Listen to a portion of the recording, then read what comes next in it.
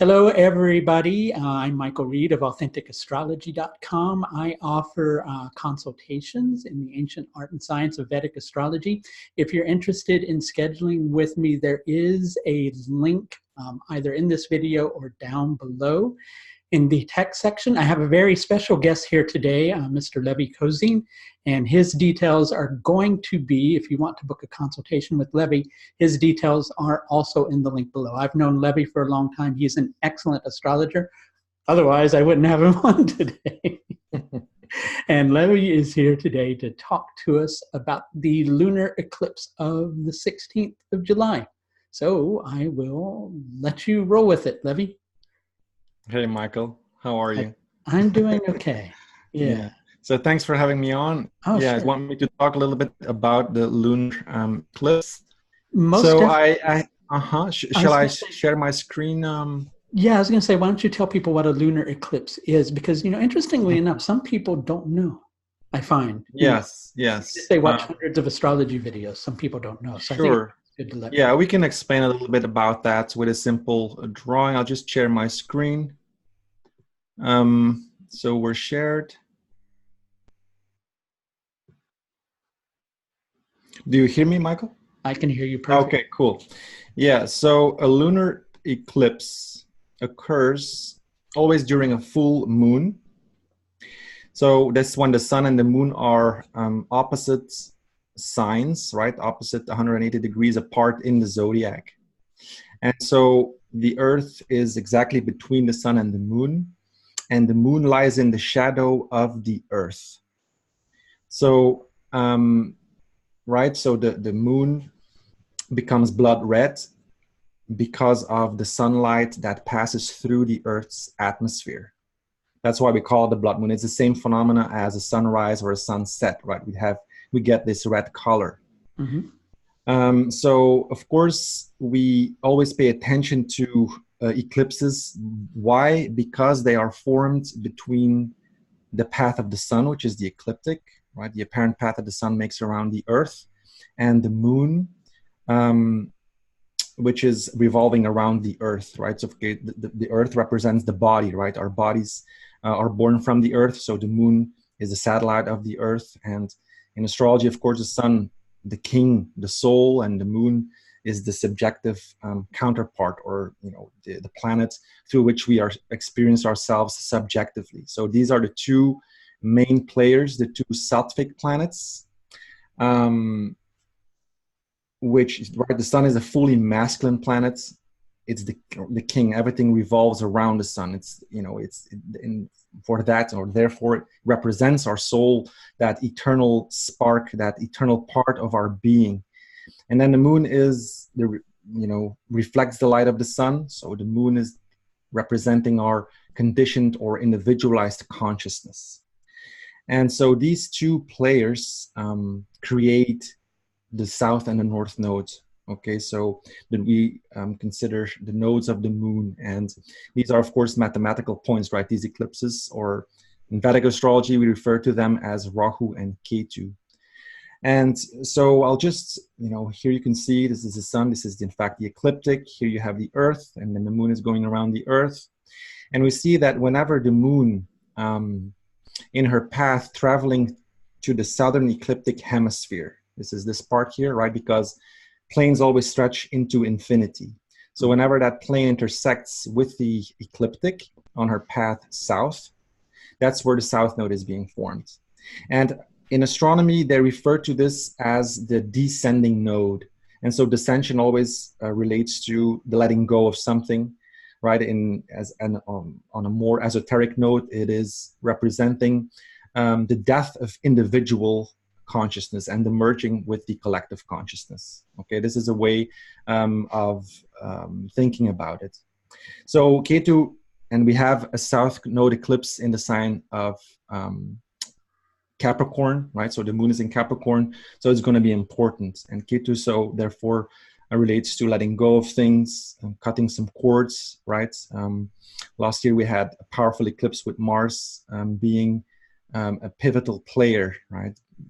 Mars being, cutting through the cords as the cruel planet. So it was a very powerful time. And now I'll just finish this here. So whenever the moon, on her path traveling from the southern to the northern ecliptic hemisphere, this is where the north node is being formed, or Rahu is being formed. Okay, and this is ascension, or the ascending node, astronomically speaking. And so this relates to the birth of individualized or individual consciousness. So it's important. Rahu shows us where we need to travel to evolve our consciousness. And Ketu represents the past, our ancestral lineage. So where we feel comfortable, capable, yet where we have a lot of ego attachment, because we have created a security paradigm there in whatever Ketu signifies. Our soul urges us to move into the Rahu domain. And how it's going to go about it is by creating compulsion, right? This desires within us. It doesn't have to be, like a pathology, but often, or most times, or it can be, right? When Rahu is involved, we see like the heavy, extreme stuff happening. Like rapists, murder, all these heavy things that we see happening in the world all the time. We associate that to Rahu, to the North Node, because Rahu has that, is the point within our consciousness, this deep ego, it's our super ego. It has this way of creating compulsive needs within us. It feeds on our desired nature to push us really out of our comfort zone. So because these nodes are really, these karmic points are really there to facilitate growth over a series of lifetimes, if we can express it like that, right? This is not a process, a short process. This is a process that is, it's a whole evolutionary cycle, really, right? So, and of course, from the Hindu perspective, Vedantic thinking, there's this idea of reincarnation, of course. Some people will have, some problems with that, but you can look at the nodes also as, creating the changes within our DNA, for example. That's, Ketu representing the past, so our ancestral lineage, the genes, right, the DNA that is being transmitted to us. And so Rahu is that point where we are underdeveloped. So before, when I mentioned about the heavy stuff that is happening in the world, that you think, how are people actually capable of doing this kind of thing, right? This is coming from a deep, primordial, instinctive, these layers of our consciousness. And so the person is completely obsessed by it and taken by it. Okay, so Rahu has that connotation of insanity and so on. And you want to say something? Yeah. I just wanted to add something in, based upon what you were saying, which is really excellent, which is that I often like to think of it in terms of, with K2 has this suppressive nature to it, which I always found really interesting, because it's also a planet that's connected to liberation. But what it does at first is suppresses us from exploring those, much like what you're saying, those urges or those dynamics that we feel most compelled to explore. And then we take all of that and we suppress it. And when you suppress that energy for long enough, the compulsion happens almost subconsciously, because you're not even, it just can't be contained anymore. And it's not always a bad thing, I think, and I'm not saying you're saying it is, in that regard, because we're needing to explore the dark side or the unloved side. And by dark side, I don't necessarily mean like the side that makes you want to go do negative or evil things. I just mean that side that you don't pay attention to. Yes. The side that we tend to ignore. I think it's interesting on that level, especially, that the nodes are what cause eclipses. But, it's interesting too. What I often like explaining to people, and this doesn't go against anything that you're saying whatsoever, is if you think of the path of the sun and the path of the moon as being about 5 degrees off of each other. Yes. The nodes are where those two things cross each other. And if you understand the sun as being related to the Atman, or the soul, and the moon as being related to our sensory mind, what you've got going on is the light of the soul is kind of being disrupted by our material plane consciousness, and it's kind of casting a shadow on the way that we perceive things.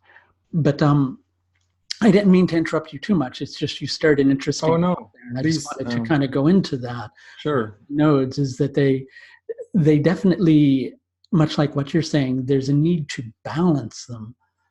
I think, and a lot of people, I think, get that wrong. They think that it's about like, going and doing completely the other one. When in reality, it's like I think very important things. Yeah. I think that, in the end, it's all about when we say the sun is the king and the moon is the feminine counterpart. I mean, that subjective, being, the thing that experiences itself subjectively. Yeah. Right. Exactly. So I experience myself as who I am. You experience yourself as who you are. In the end, it's all about bringing those together. Yes. Right. And so that's what the nodes help facilitate. It's a deep process. It's a long process. It's an evolutionary process that makes us mature enough to start to recognize our own nature. Exactly, which is why the nodes mature. When we reach middle age, we're at that point where we're able to understand it. So how would you explain to people? I know we've got a lunar eclipse approaching on Tuesday, but kind of backtracking a little bit to the solar eclipse, how would you explain to people, first of all, astronomically, what goes on with the solar eclipse, and energetically, what goes on with the solar eclipse? With a solar eclipse. So how I see it is that I look at the fact that the sun and the moon join and create this phenomenon. I mean, this is where these are mathematical points, shows that there is this, it's a very important point because these two, everything is below the sun and the moon, right? I mean, we have the sun and the moon, these are the pivotal players. So You mean in terms of the hierarchy of the planets? This way? Yes. And in terms of, the sun being fully masculine, the moon being fully feminine. I mean, we have a bunch of masculine planets, Mars, Jupiter, on the side of the sun, and then Venus on the sign of the moon. But the thing is that these are the foundational planets. They are the foundation of our self-esteem. And of course, when these are in good condition, it's a plus point, right? Because if you have some affliction going on with one of your other planets, it's not going to be that bad. And on the other hand, when you have your sun and moon a little afflicted, but you have some good support from all the other planets, it's really going to help that. So it's not a clean cut thing. But we're talking about the two planets. So personally, I don't distinguish really a lot between the solar and the lunar eclipse. I can say some stuff about it because, I project my mind onto the zodiac and I see how the rashis, the signs, are conditioning that planet or that particular setting or configuration, right? Here we're having the lunar and the solar eclipse happened in Cancer. The lunar eclipse is happening in Capricorn. So, of course, the difference is when a solar eclipse happens with the North Node. The North Node is that point where we evolve towards, but this is an axis, okay? This is, it can play out on so many different levels, but when we talk about it, when we communicate this, when we look at this past solar eclipse, it was an eclipse that involved the North Node and it involved Cancer. It involved becoming really clear about what you need to feel fulfilled on the level of heart. Is your the choices you make on all levels, is it connected to who you are really? All right, we're not talking about this esoteric or not necessarily esoteric, this funny how do you say that, love bunny love right. But we're talking about, do you feel in the choices you make that you can express who you are? It doesn't mean that you have to become something that amazing or anything. It's just like on a level of daily life. How do you feel connected to who you are? This is what Rahu is showing in Cancer. Is like it's it's pointing to that. It's alerting us, because Rahu is a trickster. Rahu is that point that if you hide from it, because you mentioned before that the nodes, of course, relate to our subconscious mind, right? They are the deep subconscious. That's what I meant with Rahu being connected to compulsion also, which is deep desires that come from within, because we suppress life energy where Ketu is situated. So we suppress and we suppress. And then what happens is we get this need. And so you see this, like these passion murders, for example. People been living together for 20 years, and then, from one moment, the woman kills the man or the man kills the woman in an act of passion, because this is what Ketu is, this deep suppression. And then Rahu is going to create real problems. The stronger the pressure, the stronger the explosion. And so that's what we're seeing in the world also, on the mundane, on the world scale level. What's happening, we see that there's this eruptions, like there's earthquakes, volcano eruptions, also on the political level, on the when we see what we see, right, on the collective level, we see that these things play out, right, like the things that's happening with the American president, and then with all the stuff that is going on in politics, we see that there's these ruptures, and this is always important when the eclipses happen, because the eclipses really want to facilitate change on a deep level. It's happening in our personal lives, but it's also happening on, on the collective level. And so the solar eclipse was very much about connecting to that. Cancer is a water sign. So it's about connectivity and connecting to who you are. I mean, we're talking here on the personal level more, right? Because we're talking to people, individuals, and we're not going to talk about mundane astrology here. But then the lunar eclipse would show that, Ketu shows where we let go of things, where we have suppressed, so become aware of that suppression, right? See, Rahu in Cancer can stir things up on an emotional level. Like people can really go into certain emotional states that are completely unbalanced, psychosis. I'm just talking about extreme things because we're talking about the nodes, right? But there's also the in-betweens of just not feeling really anchored. Sure. I was just going to say, I think it's important to let people know that too. It doesn't mean necessarily that the eclipse is going to make you explode or get into an argument or anything like that, but it does cause you to examine all those things that you're suppressing. Yeah. It's going to get you when you are hiding things. Exactly. From yourself. And that's the point we have to always, I think, in my opinion, keep an open and fight for an open spirit, in that sense, that we have to be able to name things. We have to dare name the things as they are. And even when the evil is happening in the world, it's apparently part of who we are. And so we have to come to grips with it. We can't, close our eyes. We have to look it straight in the eye and try to figure out what is really going on. And we can only do that by looking at our own lives and see how we can integrate those shadow parts, because everybody's part of it. You can, blame everything on Trump, but Trump is a part of the whole community, of course, right? And and of course, it doesn't mean that we shouldn't fight against injustice and all the things that come out now also with, but we also have to take a good look at, and that's what the eclipses do, right? They give us an opportunity to dive deep within and to acknowledge certain parts. And it's, it's really to empower us. I always, things can happen, sudden things can happen, drastic things can happen. Sometimes we wonder why things are happening. You say, gosh, why is this happening? I mean, why should or would this happen? But we don't know. We don't know everything. We're not, we don't know anything. I mean, really. So we have to, it's a test in surrendering also. The nodes going to give us this fear, especially, Rahu can create fear, but it's fear for what? It's fear from the unknown, from what is not of losing control. So the ego is like, it's difficult for the ego to in those situations when everything goes well. It's fine.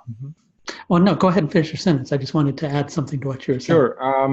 Well, so that's these points are there to really facilitate growth and change, and we have to go along with it, whether we like it or not. And some people, I'm saying this because some people are going through rough times, and at those moments, these are considered the karmic moments. People make sometimes rash decisions, right? I don't know if you have, in your personal life around you, probably you've seen, during this eclipse season that really things, happen. And you can, some people say, well, things happen all the time. And that's true because, we have the nodes in our horoscopes. And, but on a collective level, I think it's worthwhile to look at it and to bring the attention to what the eclipses do, what they represent symbolically, and to, it kind of allows us to thoroughly look at our psychology, right? I Oh, mean, most how I definitely. look at it. Yeah. Most definitely. And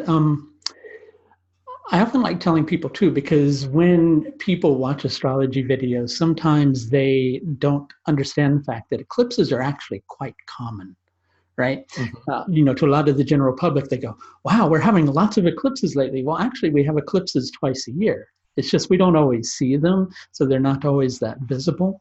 Um, Mm-hmm. so eclipses really, I feel, kind of set the tone for like the next 6 months. And they'll bring a lot of like sweeping changes in that particular regard.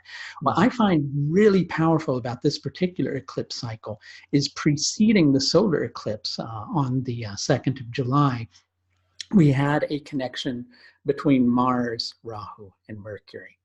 Mm-hmm. And that was, really explosive energy. When Rahu and Mercury connect, first of all, there's usually a level of doubt that's coming into the equation. Am I thinking about this correctly? Am I perceiving this right? When Rahu and Mars come together, there's generally all these power struggles that tend to surface, but usually those power struggles, even though they happen externally in our life, they generally relate to an internal process that's going on within ourselves. It's based around that doubt and this suppression of our will in regard to a particular area of our life that we might feel we need to move in. Mm-hmm. While all of this has been happening, there's been a connection, pardon me, between K2 and Saturn on the opposite side of the sky.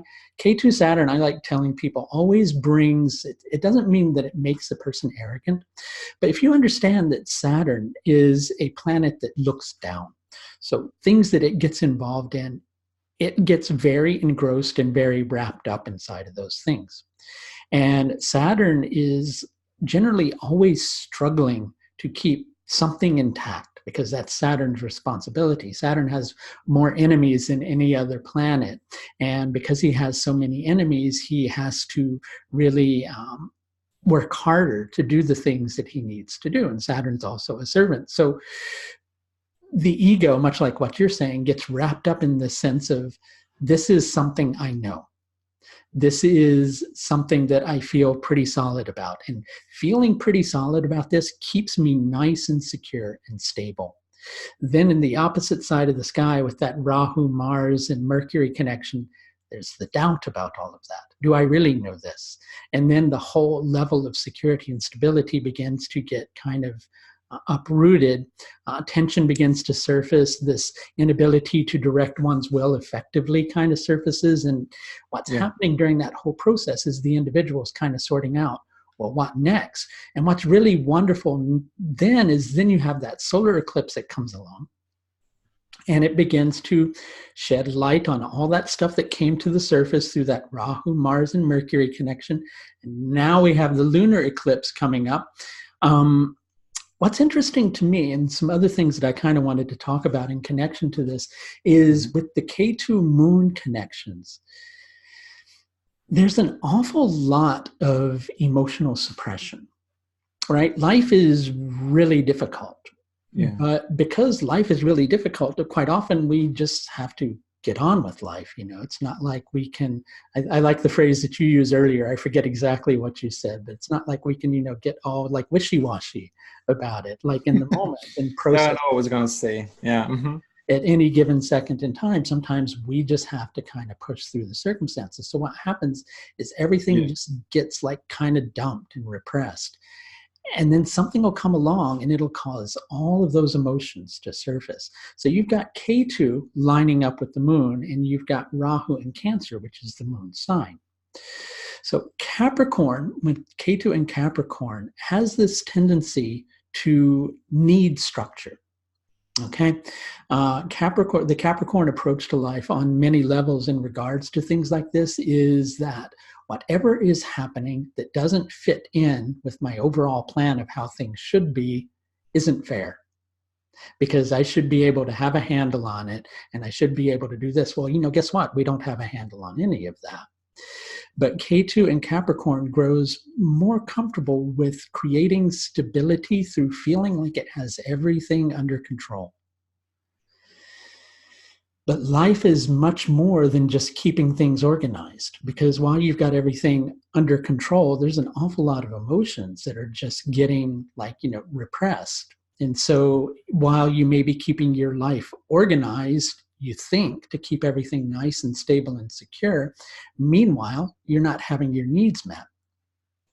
Yes. And so there's a lot of energy with this particular lunar eclipse about sacrifices that you're making, responsibilities that you're taking on, whether things are moving along quickly enough, what you're going to do about it, decisions that you have to make in association with all of it. None of them are really easy decisions either.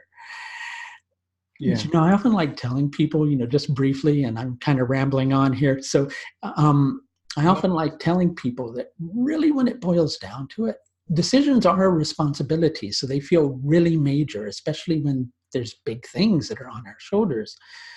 But at the same time, we have to make decisions all the time. So what's most important is the decision that you make, that you be comfortable living with it.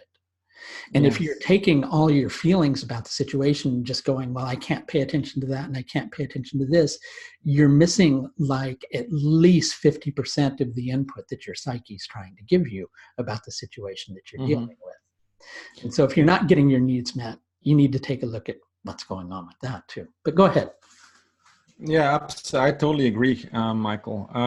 I think basically on an elementary level, the Cancer is a water sign and Capricorn is an earth sign.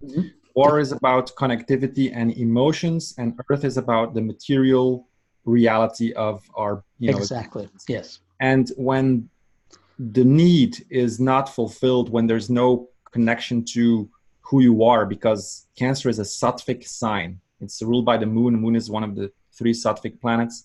Then what good does it to have stuff in the material realm organized and so on, or just even the material dimension of life? How can you really enjoy that? And that's what a lot of people are. I mean, I see a lot of people get stuck in, and we all get stuck in because we all have a Cancer and a Capricorn. So on some level, it's going to happen. Is that, if you're true to yourself and if you know who you are on the level of heart, being Cancer, then your material existence can really start to flow because you express who you are. And that is, for most people, and I think for all people, we all recognize this, can be a very challenging thing, especially have the nodes there, right? It can be a challenging thing, is trusting that if I make those decisions, making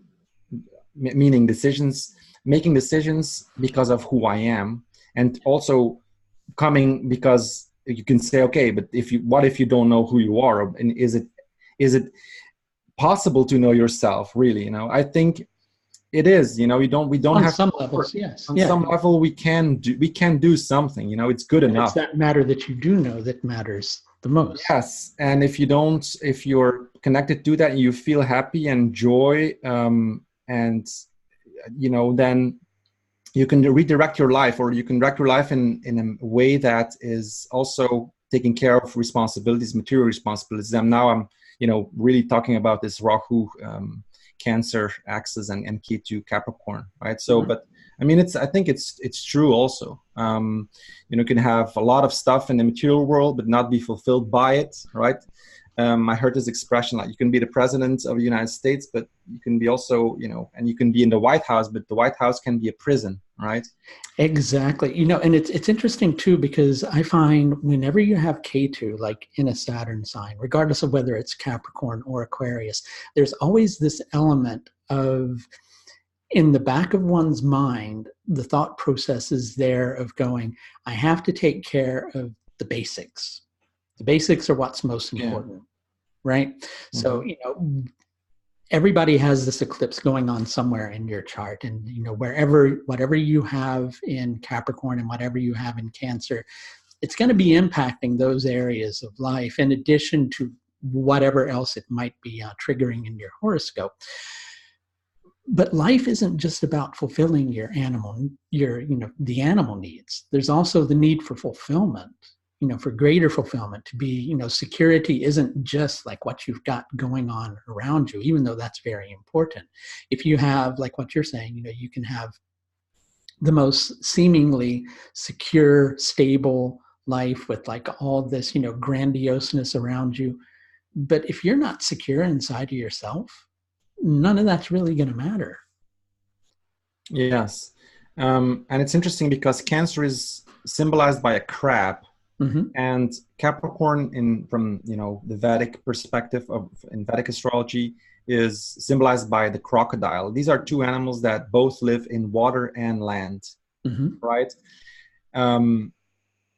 And so Makara, right? This is what is associated. Capricorn is associated with in Vedic astrology. So, of course, a crab does everything for its security. It's like a sea insect. Mm-hmm. And a crocodile is, hasn't evolved in millions of years. A crocodile is top of the food chain. The only thing that can really kill it is human beings. So, the crocodile takes what it wants and is fine with it. It goes into the sea or into the water when it, wants to rest or when it's looking for food. And the crab is also constantly looking for, the land and the sea, because it needs security. It needs to be, secure. So Rahu in Cancer it's like a Rahu moon, similar to a Rahu moon conjunction. It's the person finds it generally difficult to find peace of mind, right? Because we associate the moon is, of course, the mind, the manas, the sensory mind, mm-hmm. and Rahu there is gonna kind of disturb things up on the level of mind. And we have in this eclipse, we see that Neptune is in a very harmonious aspect, in a sextile and a trine. And Neptune is, of course, the 11th planets, which relates numerologically to the moon and wants to create breakthroughs on the level of mind.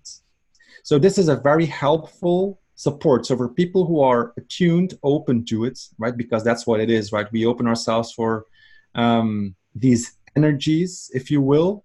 There is very good support from Pisces, from Neptune and Pisces. Right. We also have, as you mentioned, the Lord of Rahu is going to be with Ketu. So it shows that we're completing things in respect to what Rahu represents, right? Because the moon and the Lord is there with the South Node. We see that Pluto is there in the mix. So it's going to be intense in the sense that, like really pushing through, like pulling things out with the root. That's what Pluto is. Like you think yes. Mm-hmm. I was going to say, so how would you define for people the connection between Neptune and Pisces and the eclipse, and what people can do with that? Mm-hmm. Yeah, I think it offers like a buffer, like a spiritual buffer, because these eclipses show what spirituality really is and how intense things can be. So it means spirituality just means becoming more aware, and becoming more aware is always going to be a painful process. If it's not a painful process, well, probably is going to be the resistance in here with what I say here. But when it's not painful, it's not really growing anything, right? It's fine to enjoy life, but really, like deeply, when do you really learn things? When you suffer, right? Really, Yeah. right? And it doesn't mean that we can't enjoy life full. But when we push through something, like when the mother delivers the child and the child is born, well, it's amazing, you know. Mm-hmm. And then the pain disappears again, and then, you know. I Yeah. think it's also in the midst of all the difficulty that we're going through, it's how at peace we can be with that too. And so when you were mentioning the Neptune connection too, I was thinking a lot about surrendering to the process. So you can struggle with the process and make things much more confusing for yourself, or you can go, you know what, there's some things in life that are bigger than us, really, you know, and that's okay. That's okay, because it's not always good in life to feel like you have this huge responsibility on your shoulder and everything that you have to take care of, and you have to do this or this is going to fall apart, and if you don't do this, this is going to go wrong. If you just surrender to the process of what's happening with this, it's going to take you where you need to go. Yeah, and that is very much supported because of the trine between the water signs, between Pisces and Cancer. And a trine is, and you know, it's like 120-degree aspect, which it's not a square is like this. This is very tight. Yes. It shows tension. A trine is a geometric configuration that allows, it is very gentle, like the structure of it is not heavy at all. It's not strong in that sense. It's allowing for, it's effortless. And so in that sense, I think you're right that the trine with Neptune really allows for us to really surrender, for people who are open for it. So the whole process that is happening below, right, deep on the deep regions of our subconscious being, there is also that support from Neptune, because Pisces, of course, the planet, the sign of the ocean, right, where things are ultimately connected. So I think that's important. I think this is a very important point that you bring up here. Yeah. But it's interesting that you mentioned that too, because whenever we speak of Neptune, and whenever we speak of the waters, I often think of Varuna in regards to Vedic astrology, and how Varuna on many levels is connected to cosmic law, cosmic structure, how things are organized. And things are organized, whether we like it or not, for the sake of our own evolution, well-being, which doesn't necessarily relate to our own happiness. Happiness is something that you can find by being at peace with your set of circumstances. So why am I going into that? Well, Varuna is also related to to being related to the oceans, is related to the causal nature of our being. Emotions are called emotions for a reason, because they move something, right? They're meant to move things. So when we have a feeling that stirs inside of us, and instead, so number one, that feeling might be to go eat an entire chocolate cake. Well, that's not the healthiest thing to do, but it's still the feeling that's there. It doesn't mean you have to give in to the feeling, so to speak.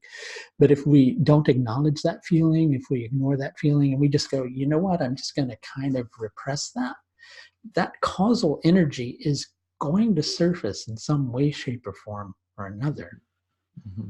So you can try to control and direct the flow of whatever that is that's surfacing, or you can just let it move of its own accord. I think that's a lot of what's going on with this eclipse too, mainly because, I know that the moon is going to be in Uttara Ashada at the time of the eclipse. Yes. And so Uttara Ashada is a Jiva Nakshatra. So it likes to, it feels a need to assert, right? I need to be in charge in this. But we can assert too much. And, the other thing that I don't want to ignore is Uttara Ashada being connected with the sun. You've got Rahu and sun directly opposite. Rahu sun energy can tend to create this lack of direction.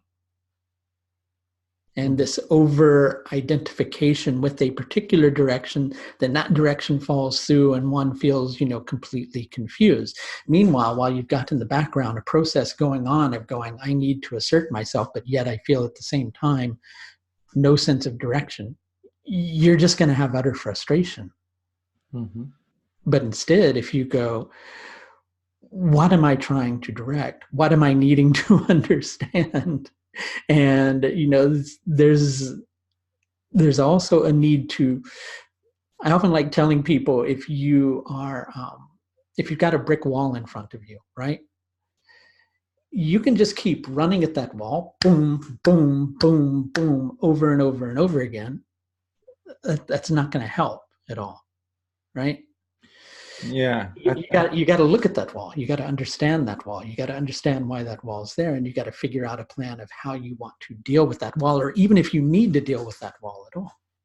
Restrictions are there sometimes for a very necessary purpose, and it's understanding whether that restriction that's there in place is something that's helpful, or whether it's something that is a hindrance.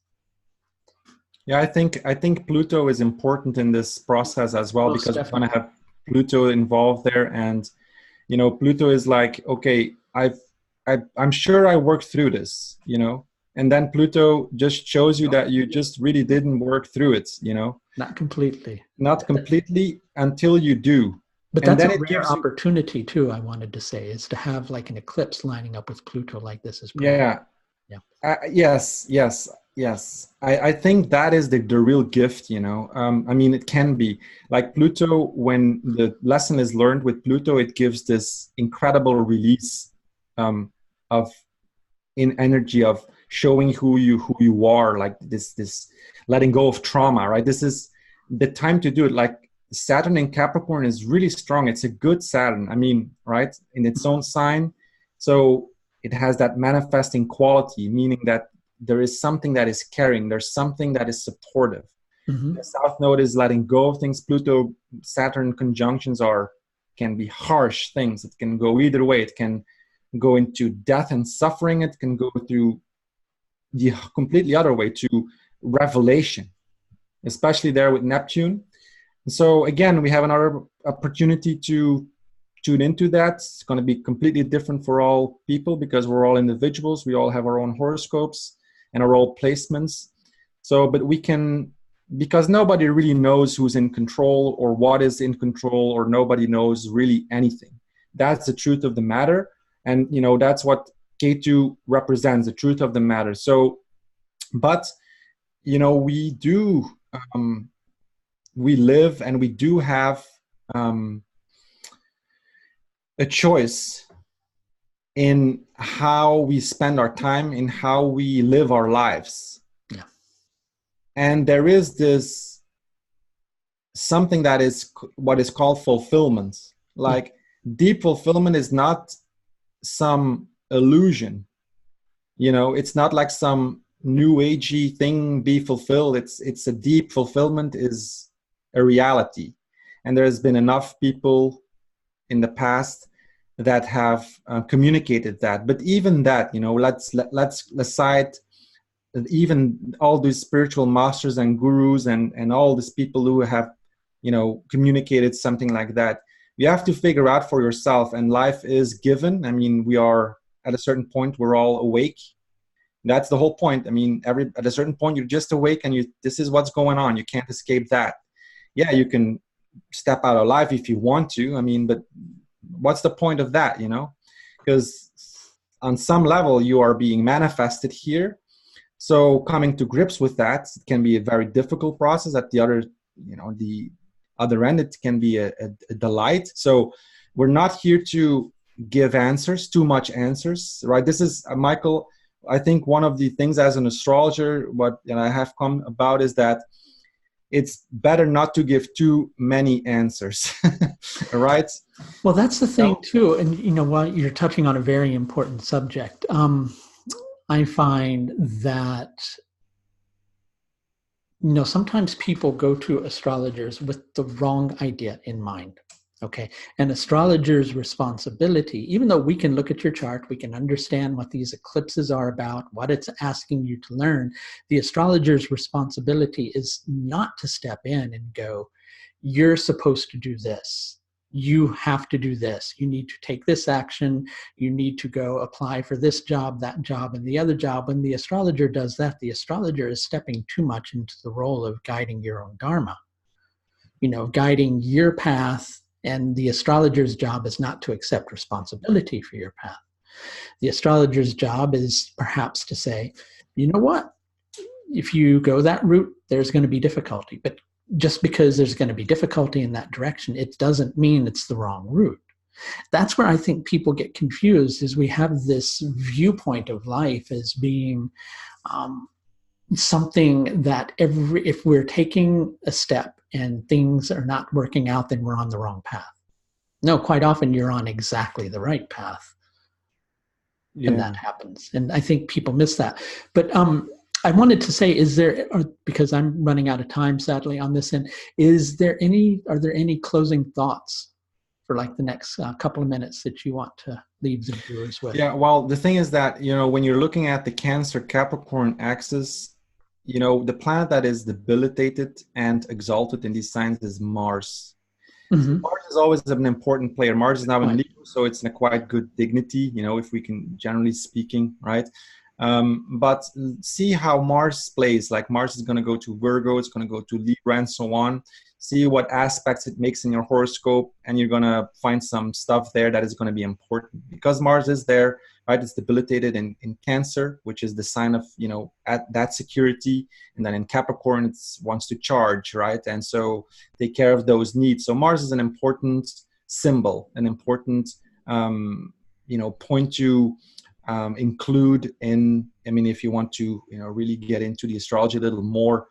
And then this is going to help you in that whole process, that whole Cancer Capricorn process, which is very deep, right? Because the signs are deep. The signs are these archetypes. They signify so many things. They have been coming to us because deep from our deep subconscious regions. This is a universal thing. We can say the zodiac, where it comes from, it's because it's an archetype. It's the circle. It's the center, and it has the edges spinning around it. So it has it's this universal archetype, which is showing us the whole, right? The manifestation, the creation as a whole. And so we're projecting our minds onto that, right? Because we do have a moon. So I think, we should make, right, I'm going to make the best of this opportunity of, looking at myself in the way I act in certain things, and then find some meaning there and hopefully grow from that. Mm-hmm. That's what I'm going to do with this eclipse. And so I hope everybody has, a good eclipse. And, if the going gets rough, then at some point, you're going to stand up again, and life is moving forwards. And so, right. And if you're having the wonderful time, so then you enjoy that thoroughly. And in the meantime, we just, keep it together and try to do our best. Right, Michael? Exactly.